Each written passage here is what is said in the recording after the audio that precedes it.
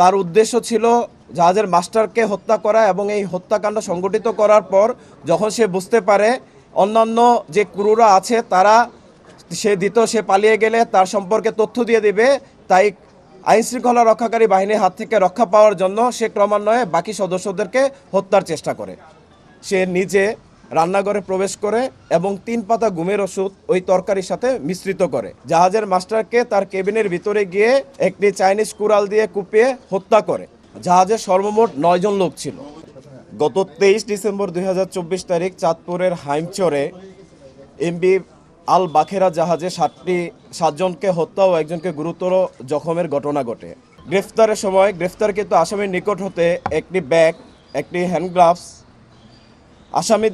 আসামির 2টি mobile phone, ভিকটিমদের 5টি মোবাইল ফোন সহ সর্বমোট 7টি মোবাইল ফোন, চেতনানাশক ওষুধের পাতা এবং নীল রঙের একটি জিন্স প্যান্ট যেখানে বিভিন্ন জায়গায় রক্ত মাখানো ছিল তা উদ্ধার করা হয়। প্রাথমিক জিজ্ঞাসাবাদে গ্রেফতারকৃত আসামি জানায় সে গত 8 মাস যাবৎ এই জাহাজে কর্মরত রয়েছে।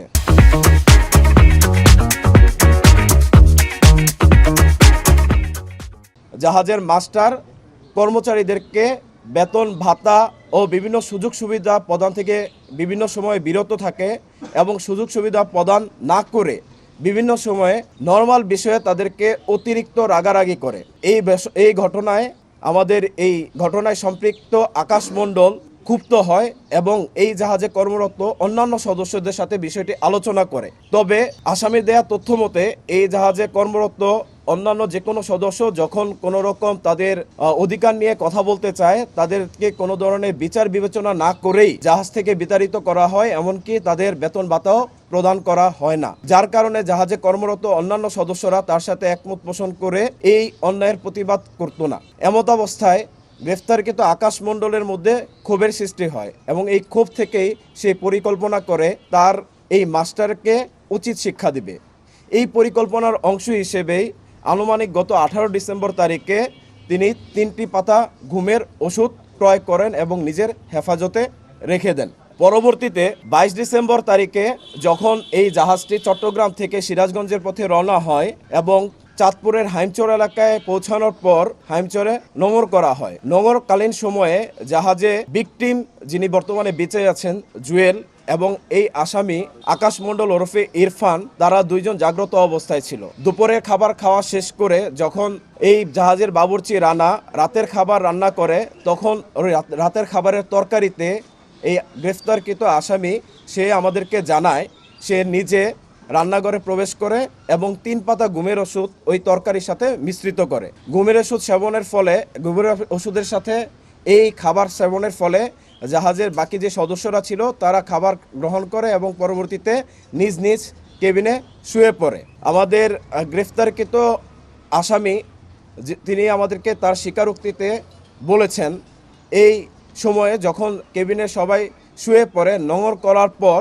সর্বশেষ যিনি বেঁচে আছেন ভিকটিম জুয়েল, সে রাত 2টার সময় খাবার গ্রহণ করেন এবং খাবার গ্রহণ শেষে সে তার কক্ষে ঘুমাতে যায়। এর পরবর্তীতে গ্রেফতারকৃত ইরফান তার পরিকল্পনা বাস্তবায়নের জন্য পায়চারি করতে থাকে এবং এক পর্যায়ে রাত আনুমানিক 3:30টার দিকে সে প্রথমে জাহাজের মাস্টারকে তার কেবিনের ভিতরে গিয়ে একটি চাইনিজ কুড়াল দিয়ে কুপিয়ে হত্যা করে। তার মূলত ক্ষোভ ছিল জাহাজের মাস্টারের ওপর, বা জাহাজের মাস্টারকে ডেট করার পর তার কাছে মনে হয় যে এই জাহাজে বাকি যে সদস্যরা আছে সে যদি এখন এখান থেকে পলায়ন করে তাহলে বাকি সদস্যদের দেওয়া তথ্য অনুযায়ী তাকে গ্রেফতার করা হবে। আইনশৃঙ্খলা বাহিনীর গ্রেফতার এড়াতে গ্রেফতারকৃত আকাশ ওরফে ইরফান বাকি সদস্যদের ক্রমান্বয়ে কুপিয়ে হত্যা করে। ভোর আনুমানিক 5:30টার দিকে যখন অন্যান্য নোঙর করা জাহাজগুলো তাদের গন্তব্যস্থলে ছেড়ে যায় তখন এই গ্রেফতারকৃত আকাশ তার এই জাহাজটিকে চালিয়ে যাত্রা করে এবং 1 ঘন্টা জাহাজটিকে চালানোর পর হাইমচরে গিয়ে জাহাজটি আটকা পড়ে। পরবর্তীতে একটি মাঝির নৌকার দ্বারা সে চরে গিয়ে অবস্থান করে এবং সেইখান থেকে আত্মগোপনে চলে যাওয়ার উদ্দেশ্যে বাগেরহাটে গমন করে। গ্রেফতারকৃত আসামির বিরুদ্ধে পরবর্তী আইনানুগ ব্যবস্থা গ্রহণ প্রক্রিয়াধীন রয়েছে। এখন পর্যন্ত আমাদের তদন্তে আমরা একজনকে পেয়েছি, অধিকতর তদন্তে হয়তো বা আরও কিছু পাওয়া যেতে পারে। আসামির দেয়া তথ্য অনুযায়ী তিনি যা জানিয়েছেন আমাদেরকে, তার খুব মূলত ছিল মাস্টারের ওপর, এবং মাস্টারকে বেসিক্যালি হত্যা করার পর সে বুঝতে পারে যে এই জাহাজে তারা আরও 8 জন রয়েছে। সে যদি এখান থেকে পলায়ন করে তাহলে বাকি 7 জনের মধ্যে যে কোনো একজন তার আইন শৃঙ্খলা রক্ষাকারী বাহিনীকে বলে দিবে, এতে করে সে ধৃত হয়ে যাবে। এই উদ্দেশ্যেই বাকি 7 জনকে সে ক্রমান্বয়ে হত্যা করে, এবং সে মনে করে বাকি 7 জনও মারা গিয়েছে। জাহাজে সর্বমোট 9 জন লোক ছিল।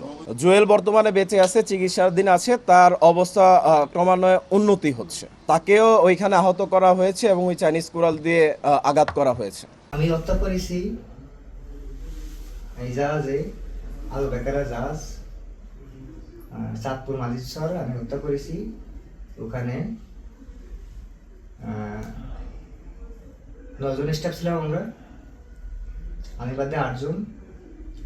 তাদের গমের বড়ি খাওয়াইছি আমি, বাদে ওই তরকারির মধ্যে মিশিয়ে গমের বড়ি খাওয়াই। আমি চাইনিজ কুরল ছিল মাস্টারের কেবিনে, চাইনিজ কুরল দিয়ে আমি সবাই এক এক করে হত্যা করেছি।